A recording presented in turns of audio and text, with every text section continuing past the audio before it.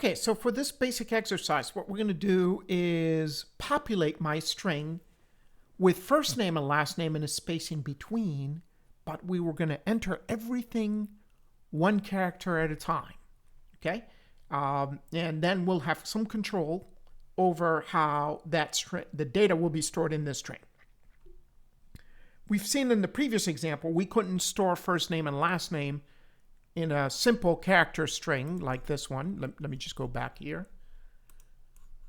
Like my string 1, we were not able to store first name and last name because of the null character. Let's do that. Let's override that limitation. So let's go ahead and int I. We're just going to declare this for a for loop. We're going to do our for loop here. I equals 0, I less than 10. Now, as long as we're less than the array size, we're good. I plus plus. And we're going to do, this, scanf, %c, and percent my string I. And let's prove that's what got stored in there. So for example, printf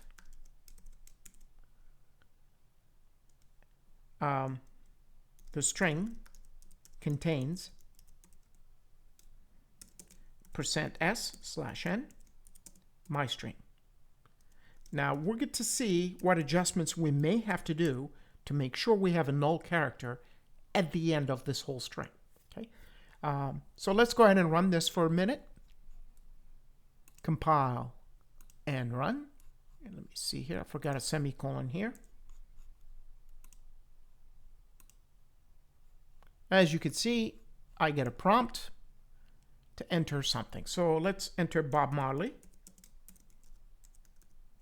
And notice I was able to, right now on the keyboard, okay, to enter Bob Marley. And notice my scanf is waiting for our letters. If I hit enter, that will enter my /0 for me. That's the null character. Now watch what happens now. The string contains Bob Marley. Now let's make sure that indeed data got stored in the way that I wanted to. So one way to do this is we can go ahead and do a for loop again and inspect my string. So we could do something like this: for I equals 0, I less than 10 again, I plus plus, and let's go ahead and printf each character at a time. Okay, so %c space, and we're going to do and percent my string I. Remember, it's an array, so do it this way. Let me put a /n here, right here, to give me a new line. Now let's see how this behaves. Compile and run. And let's enter Bob Marley again.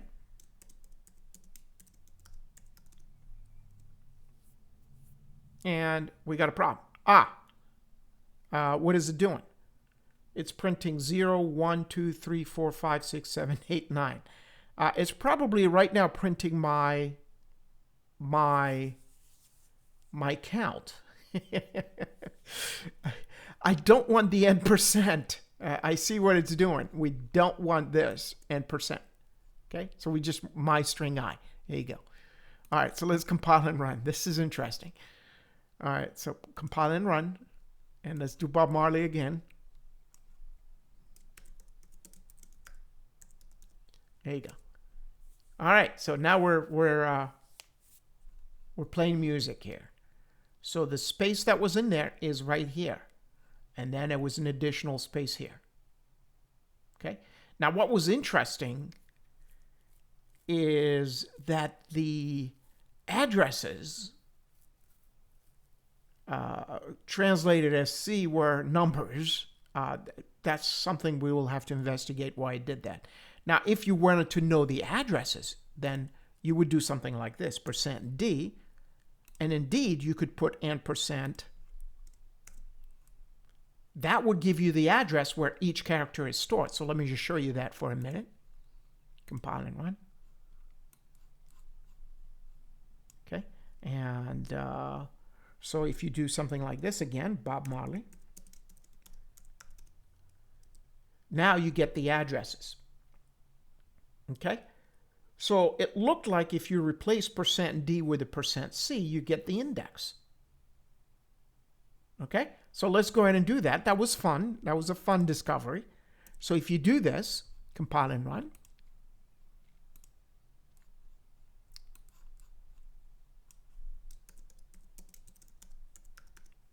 So you want to use that to your advantage in the future if you want to find the index of a particular letter.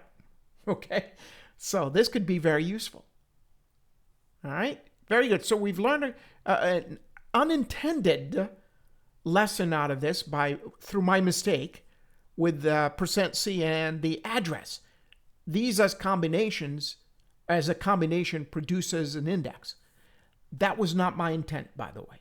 But since we have that, you could use that to your advantage. This is what I had in mind, to show me exactly what was stored as a character at each memory location. So let's go ahead and compile and run again for my intended result.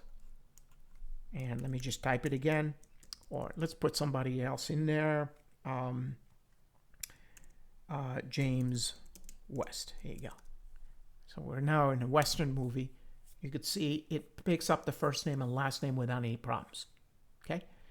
Had we not entered the data one character at a time and try to do James West like this. So let me just comment out this part here. And let's say we wanted to do it in this manner. Printf. Enter a name. Enter a full name. We've seen the limitation of doing this. Scanf. And that would be a %s. And that would be my string.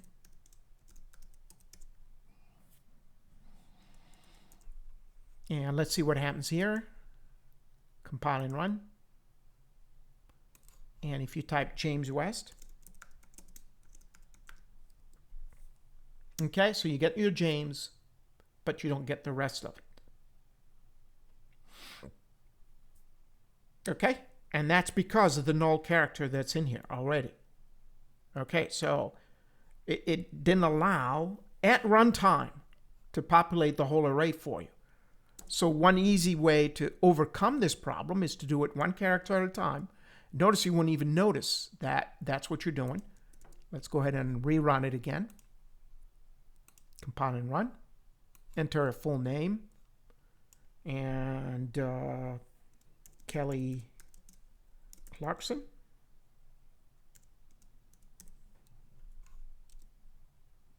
And I ran out of space, and the reason is because I have more than 10 characters. Okay. All right, so now we see another limitation.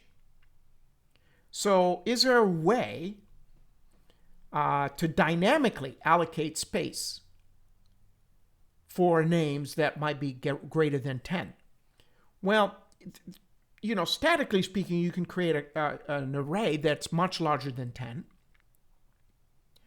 Or we're going to use some other techniques to create space or expand space based on how much data you need to actually handle. Okay? Which means you're going to have to allocate memory for more characters.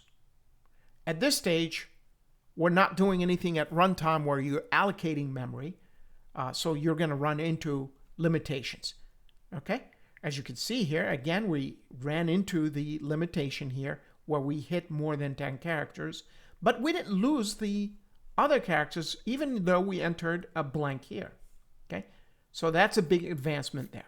All right, fantastic. I'll see you for the next lesson on how to handle strings again.